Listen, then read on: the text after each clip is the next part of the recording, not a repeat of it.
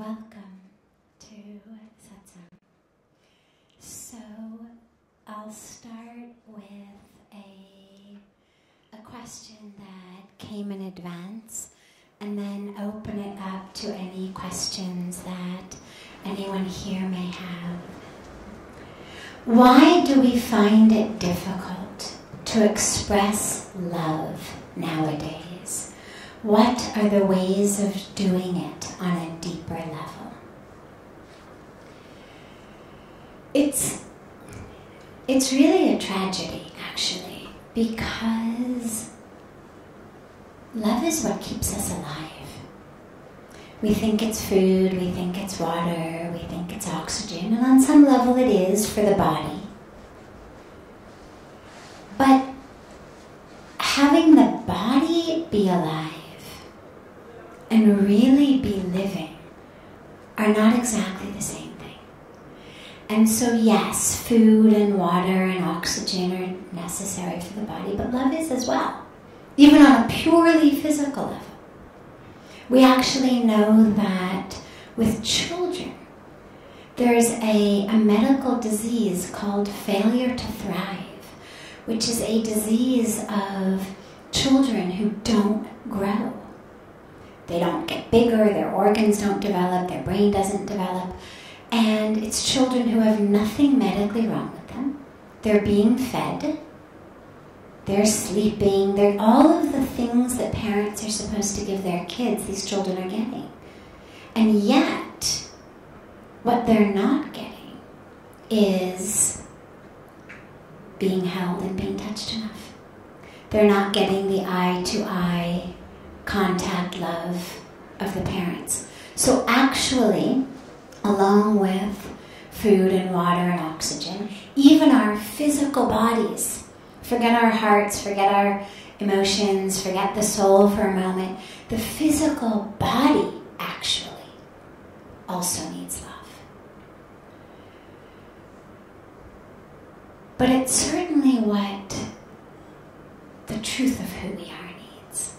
It's what we need to go from being just a machine that's functional. You put enough petrol in the car, it'll go. You put enough food and water and oxygen in the body, it'll run. To go from being that to being really alive. So it's this tragedy because love is something that we need so deeply. And yet, we're having an incredible difficulty expressing it, living in it. I think there's a couple of reasons, and maybe as we talk about it, more reasons will emerge anyway.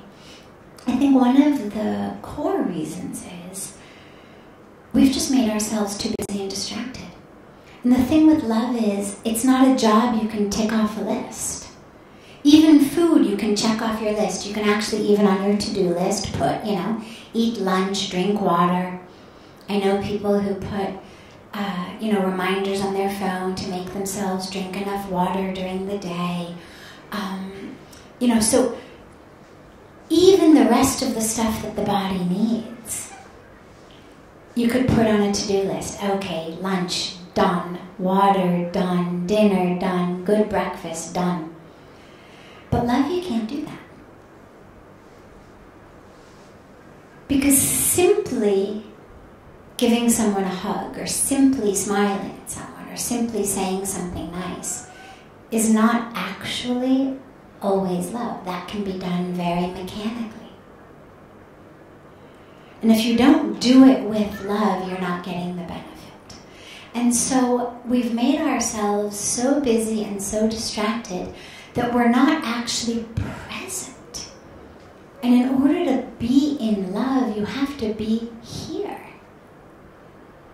I might love you in theory. I mean, you may be my son, you might be my father, you might be my brother, you might be my husband. I might love you in the big picture, theoretical sort of way. But if in all of our reactions, when you come to me, I'm, on my phone, and okay, great, that love isn't being, it's not flowing. It's not nourishing you, it's not nourishing me. The fact that it exists somewhere in the ether, of course I love you. Right, of course I love you. Beep, beep. Yeah. So nobody's being nourished by that love. It's mere existence in the ether. It's sort of a side existence. It's not helping us. It's like having food in the fridge, but you're not eating it. You could die of starvation with a fridge full of food. The fact that the fridge is packed doesn't mean you're eating it. And the fact that, I love you, doesn't mean I'm being nourished and nurtured by that love. There has to be a flow of it. And so our busyness and our distraction has actually cut us off from it. In order to experience that flow of love, and it doesn't always have to be romantic love, of course. It can be love of friends, love of siblings, love of people you don't even know. I mean, we drive through the Himalayas sometimes, and you see these little kids going to school, and they're kids in the tiny Himalayan villages, and they have no money, and they have nothing, and they're walking along the side of the road, but their hair is just oiled so perfectly and braided so perfectly in little bows. And there is just something about that makes me love those children in such a deep way, of that just reverence for an education, that excitement that they have. I went to a school where the coolest kids were the ones who looked like they had just rolled out of bed and popped into homeroom, sweatpants, boxer shorts, PJs, the more it looked like you had just rolled out of bed, the cooler you were. And here are these little kids with nothing. But they're getting up and their hair's getting oiled and braided and ribbons and the whole thing. So my point being, it doesn't matter what you're loving or who you're loving. As long as there's a flow of love. But in our distraction and in our busyness, we've cut ourselves off from that. So I think that's reason number one, why it's so hard to express it. Because in order to express it, I have to come here. I'm not talking about just sending you a text that says, I love you. If I'm really going to tell you I love you, I have to be here. Not just in body, but in my mind, in my attention, in my heart. Or you're going to feel it. We all have had the experience of having someone tell us they love us. If we know they do in theory, nonetheless, we don't feel it in that moment. We know what it feels like to have someone say, I love you, when it doesn't feel like they love you. And it's not nourishing, and it's not nurturing, and it doesn't fill you on any level.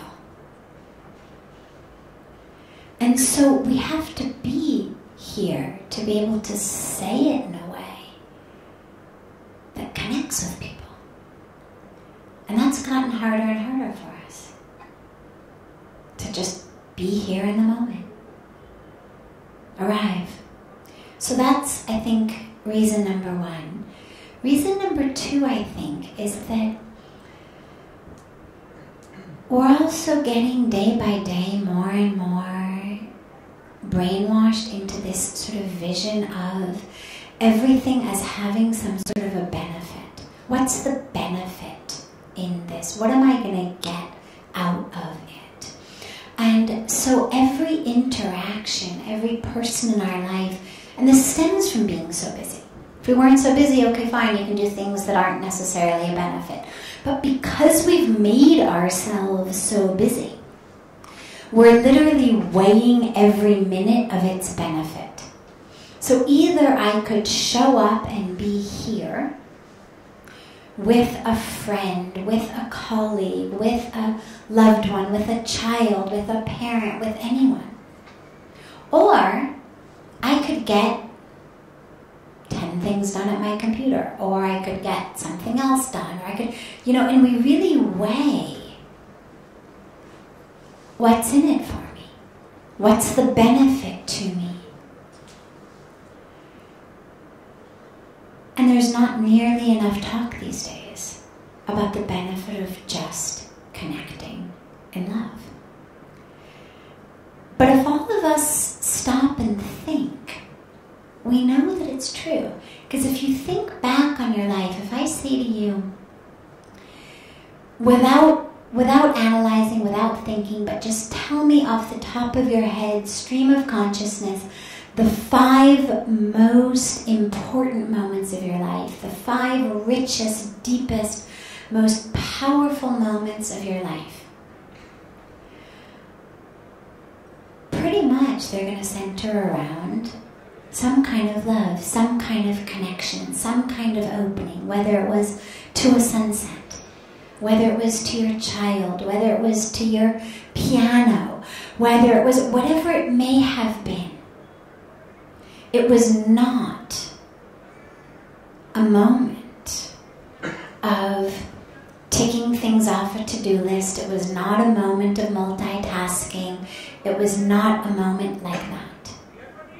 So we actually all do know that on a very deep level. It wasn't the day that I finally got everything, crossed off my list. Those feel good, but they're not the stuff that the best moments of your life are made of.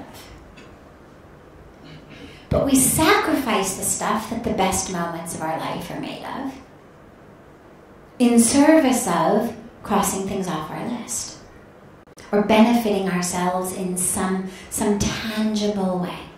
And so I think that's another reason that the expression of love now eludes us, is the whole emphasis on relationship, on connection. Not what am I going to get out of it. So not just the husband, wife, okay, I've got to get married, I've got to have kids, I've got to find somebody thing. But the just general relationship of humanity, of just interacting with each other in love. And love for spirit, and love for soul, and love for God, and love for creation. That now eludes us. And the last part, I think, is we've gotten really afraid. And I don't know if this is a new phenomenon or not. I don't have vivid recollections of past lives that I can say, oh yeah, I also remember this from 200 years ago or so. I don't know whether this is a recent phenomenon or it's always been there, but we're afraid. Because if I express love to you and you look down to check a message that's just beeped, well, that's a moment of me being very open and vulnerable and not getting what I was hoping to get in the moment back. Me expressing love to you, and again, this is not just romantic love.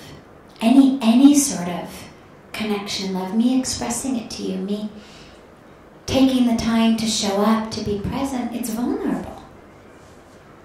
It means I've looked up from my device. It means I've looked up from my to-do list. It means I've come into the moment with vulnerability.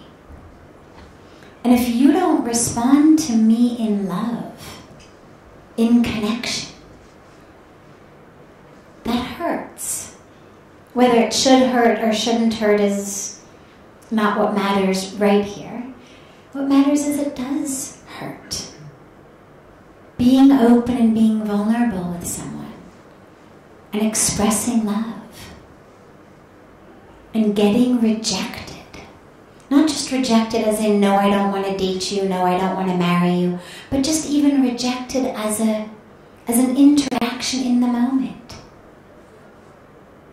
The person looks to check their beeping phone. The person says, I gotta run. Whatever it may be. That moment has been cut. And we're afraid of that. And that's part of human nature. We tend to avoid situations that we worry about getting rejected in, whether it's worrying about, standing up and speaking in front of the class. Teachers call on somebody to stand up. Every kid is nervous. I don't want to be a fool. Well, the core of I don't want to look like a fool is people will reject me. Otherwise, who cares if you're a fool? What matters is people will reject me. I will no longer be liked or loved or accepted. So that's a real core need that we have. It's not, of course, a soul need, but as long as we are living in the experience of the body, as long as we're living still in the experience of emotions, well, being accepted, being liked, being loved is a core need. And so if we all pledge that we are going to move through the world with love, and that especially, even if we forget, but someone speaks to us with love, if someone expresses love to us, regardless of whether we want to marry them or date them or be their best friend or not, but at least we will show up to the moment that we'll meet them in a place of presence and honor that love, then we can start a whole ripple revolution of love. Because, as I've said 100 times, but it bears repeating, it's not just romantic. It's not just sexual or sensual or husband-wife relationship. Love is what moves the planet. Love for the people with whom we share it, those we know, those we don't know. And if we all just simply pledge that we're going to stop moving through the world, staring at our devices in such a way so that we can never make eye contact with people, that we're going to value the person in front of us as much as we value whoever has sent us the message. Because averting my eyes from who's in front of me to check the message, what it literally means is, you are so low on my importance list that I don't even know who sent me the message. It just beeped. But you're so low down that whoever it might be is actually more important than you, because look, I'm going to take my attention away from you and put it on that. And I'm not saying that we are not allowed to check our phones, but just that we don't do it as a robot reaction. That we honor the being in front of us. We honor the openness. We honor the exchange of words, of energy, of love, of oneness. And that we meet the world with a head raised, with eyes open, with making eye contact with people, with smiling should we dare. Not only is it going to make us much healthier, but it's going to open up the whole energy around us for people then to live in that place of love within themselves. And then we find that not only are we healthier, but we're a lot happier. And yeah, things still get ticked off our list, because here's the thing, expressing love does not take very long. It's not something that you have to allocate hours of a day to do. It's an in-the-moment thing. It's right there. It's half a second. It's a smile. It's an eye contact. It's an I'm here. That's all it is. It's just a commitment of how I'm going to move through the world and what's important to me. And at the end of the day, when I'm, as Pujya Swamiji says, checking my balance sheet, instead of counting the number of items I ticked off my to-do list and the number of items I didn't, can I come up with a different scale? The number of people whom I met in a spirit of love, and the number of times I missed the opportunity. Can we call that our balance sheet? Instead of how much profit I made, how much loss, how much work, how much not work, whatever it is, can we come up with a different scale? How much did I move through the world with love? How much did I stay open to what the universe is giving me? And how many times did I shut myself off from it? Out of fear, out of distraction, out of habit.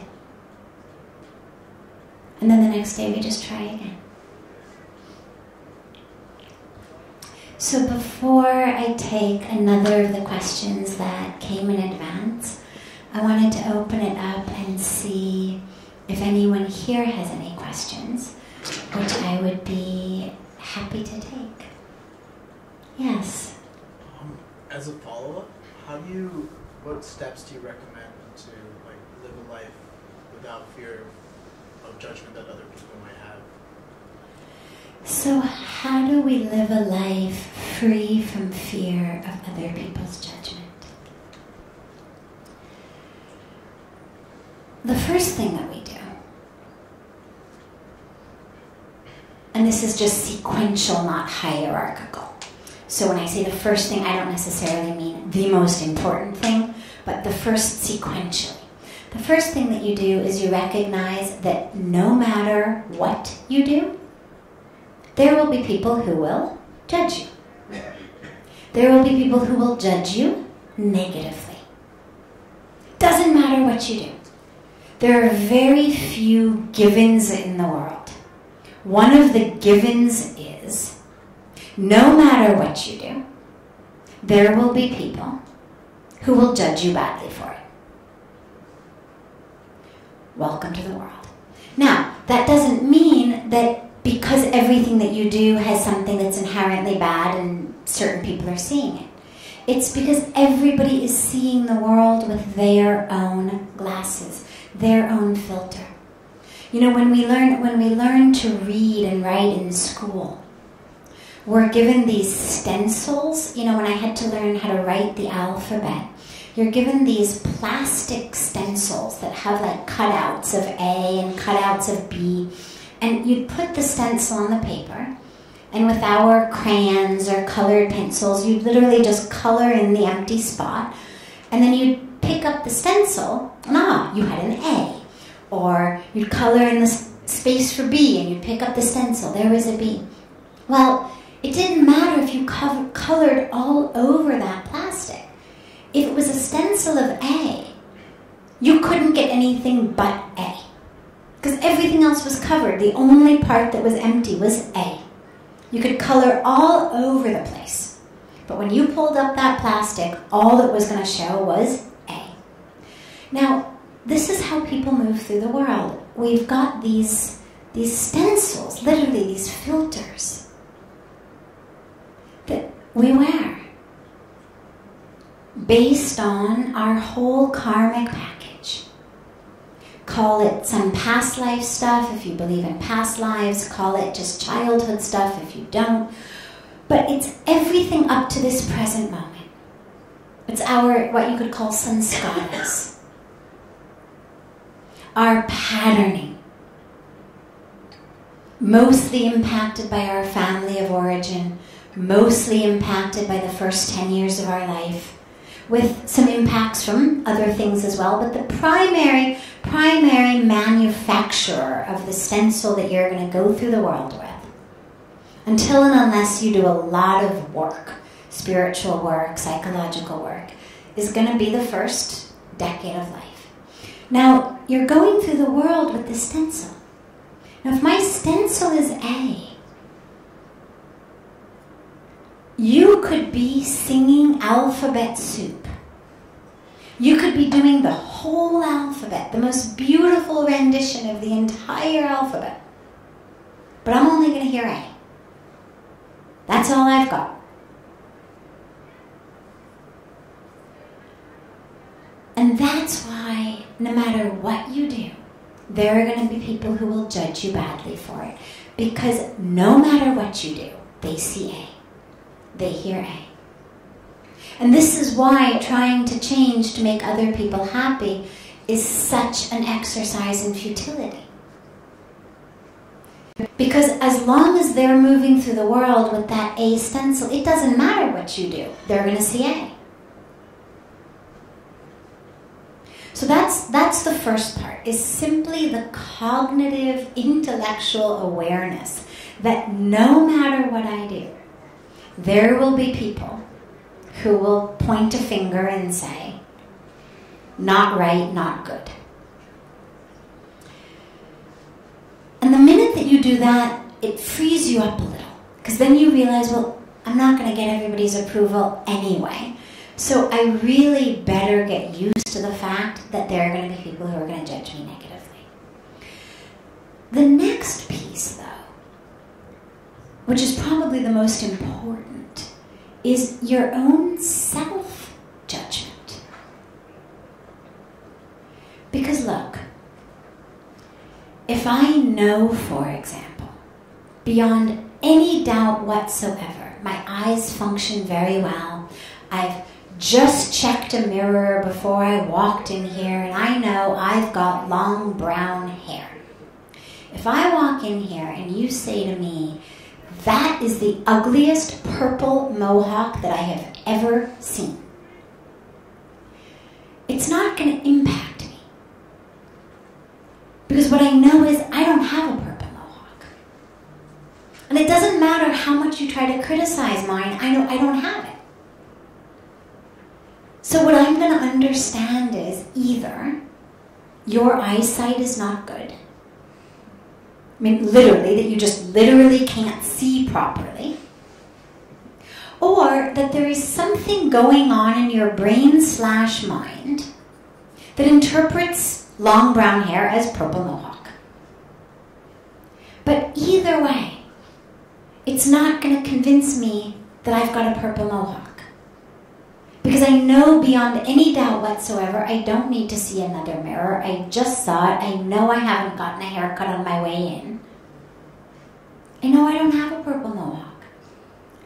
And this is where our own self-awareness is so important. We get impacted by people's negative judgment because we believe it. I thought I had long brown hair. You tell me I've got a purple, really ugly purple mohawk. And suddenly it's like, oh my God. Oh my God. And I want to hide my head and I should get out of here. My God. Because I don't know myself. And so the key really is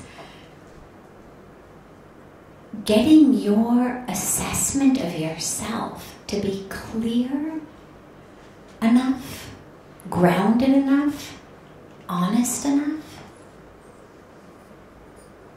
One of my favorite lines is it's in a poem by Khalil Gibran. He's, if not my favorite, he's certainly one of my top 2 or 3 favorites. And he has a beautiful poem on giving. And the poem is encouraging and exhorting us to give and to give and to give. But there's a particular line in there where he says something like, when the universe, that we judge others, we deem others as unworthy. And he says, when the universe has deemed them worthy of their days and their nights, who are you to deem them less than worthy of whatever you've got to offer? Now that's a bad paraphrase, but that's the gist of what his point is. And that works also in looking at ourselves. If the universe has deemed us worthy of our days and our nights, if you are still here, you have been deemed worthy. And you know that because you woke up this morning. And if you've been deemed worthy of your days and your nights by the universe, any other standard of judgment pales in comparison. And the question to ask, not necessarily verbally, but at least inside yourself to those who judge, is when the knower of all has deemed me worthy of my days and my nights, who are you to think that you know better? Who are you to think that I don't deserve your love, your acceptance? But of course, you can only ask that without attachment to getting it, because, see, the universe doesn't have a karmic package. The universe doesn't have a filter. God's not moving through the world with a filter. God doesn't have a karmic package he's working out. Everybody else does. And so their judgment of you tells you a lot more about them than about you. Which is why when people judge us, we have to look at them in terms of where they're coming from. I'll tell you a personal story that actually just happened a few hours ago. My beautiful divine assistant, Lori, sends me a message that has come to her on Facebook from my Facebook page, because she gets the notifications, that is someone who wrote me the most rude, accusatory message of being a fake Sadhvi because I wear makeup, dye my hair, and she went on and on and on with all the things I do. Now, I don't do any of that. I don't dye my hair. I've never dyed my hair. I don't wear makeup. My entire, regime, includes chapstick and tilak, basically. But nonetheless, I get literally assaulted, accosted sort of via the internet, not with a question, not with wondering, but literally with an accusation for sort of how dare I pretend to be spiritual while I am falsely beautifying the body. Now, clearly, that falls in the purple mohawk category. Meaning, I know I don't do those things, but it tells you a lot more about the person who's saying it than about me. I didn't have to stop and think, my God, do I? I know I don't. It didn't make me feel any less real or legitimate or valid just because somebody has accused me of not being it due to things that I don't do. But this is how most of judgment works. We judge others based on our stencils. And this is where it helps to simply understand, okay, whoever's doing the judgment has their own karmic package. That's for them. What can I do? I can have compassion for them. If I can't have compassion, at least I can have pity. I'll move toward compassion, but pity is pretty much easy for us to do. Begin with pity, move to compassion, move to empathy. We've all made false judgments. No one here has never judged anyone. But we don't allow it to paralyze us. Because what we know is no matter what you do, people are going to judge. As I was reminded of today. Doesn't matter what you do. People will judge. So you have a responsibility to you and to your life and to your unfoldment, your moving into what you are here for.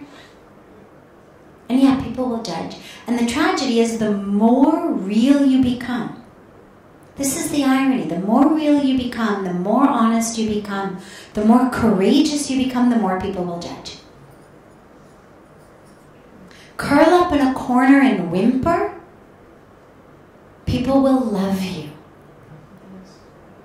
Oh, no, you're wonderful. Really, you're wonderful. It's okay. Here, have a biscuit.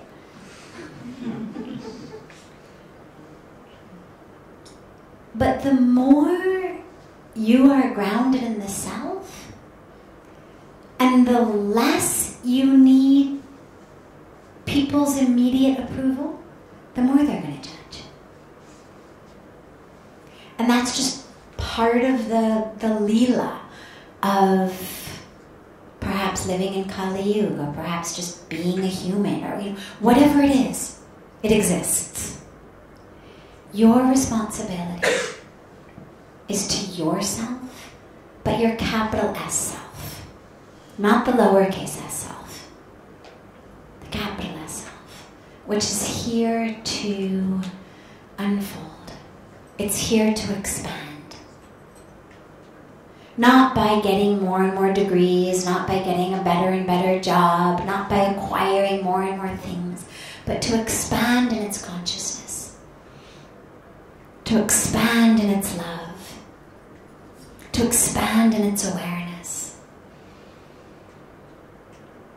That's what you're here for. And so every time you allow yourself to contract out of fear, you're saying no to the universe. And so you need to make a commitment to say yes. But to do so with such grounding. And this is not arrogance. See, this is what people will point a finger and say, look, he's become really arrogant. This is not arrogance. You have been created by God. Thinking that God is perfect is not arrogant. Thinking that we are fully worthy of our existence doesn't mean we don't have faults. Of course we have faults. We all have egos. The egos, we act in ways that aren't right. We all go to sleep some nights and think, oh my God, how did I say that today? We all pray for strength tomorrow to not make those mistakes again. That's part of being human. Again, remember, God is perfect. If he had wanted us to be perfect, I believe he would have made us that way. Which means that even in our imperfections, we're perfect. Even in working through our imperfections, there's a perfection in that.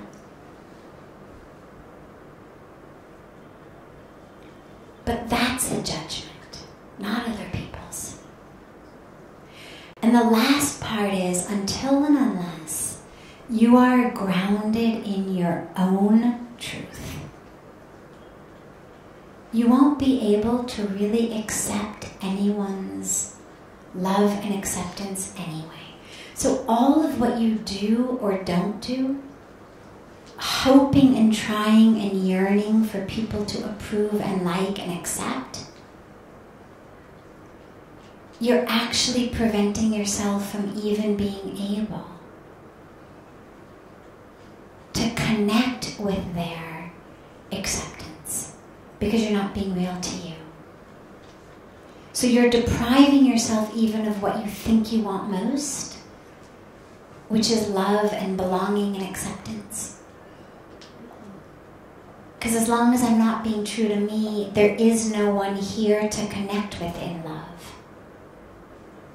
There is no one here to connect with in acceptance.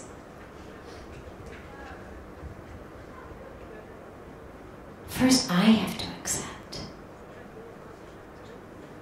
First, I have to belong to me in me.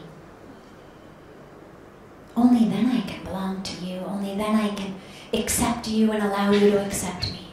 Only then we can come together in love. Does that make sense? Good. Wonderful. Any other questions?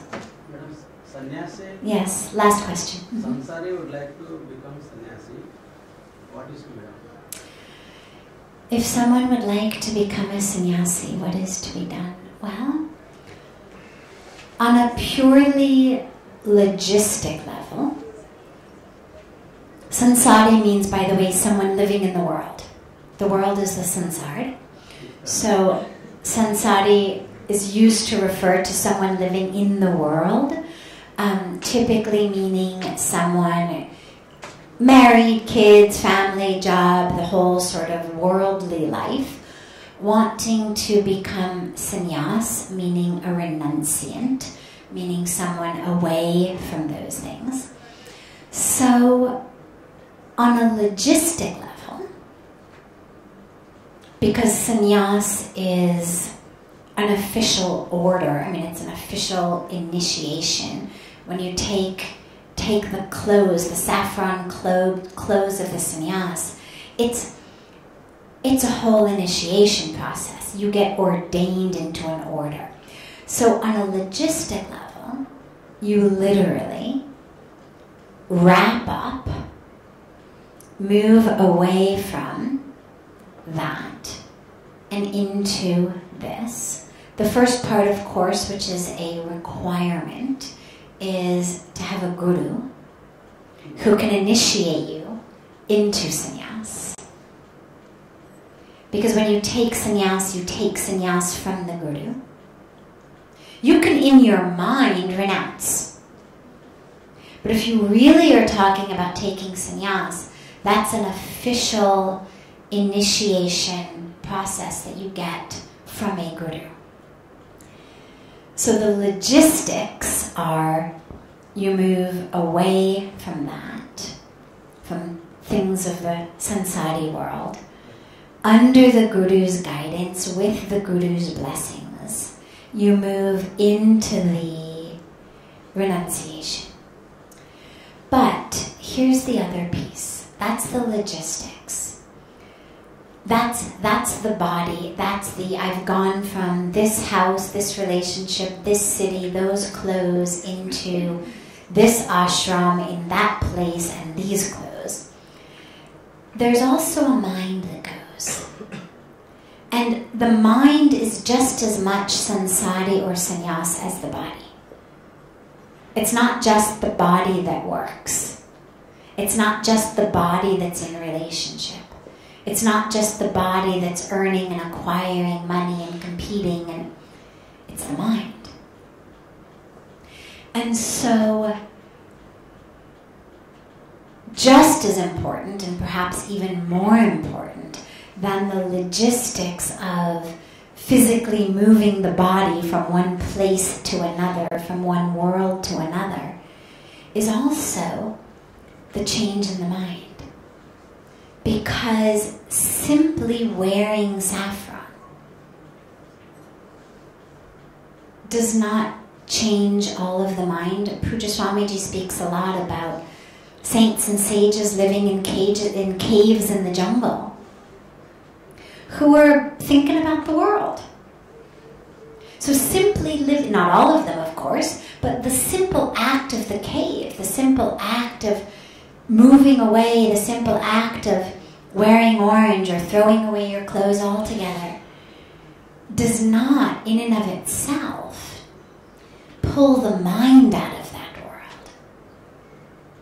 And that's what's really important, and that's also why the guru is so important, because under the guru's guidance and blessings, the mind pulls away. And so it's not that you're living in an ashram, being celibate, wearing saffron, but thinking of the family or the kids or the money or the sex or the whatnot, but that the mind is there as well. You want to make sure that when the body comes from one world to another, that the mind comes along with it.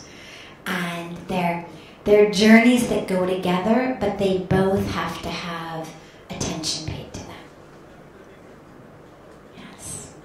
Wonderful. Have a beautiful rest of your night, and we'll see you all tomorrow. And if you have questions that you would like to come in advance on the paper if you feel shy to ask them here.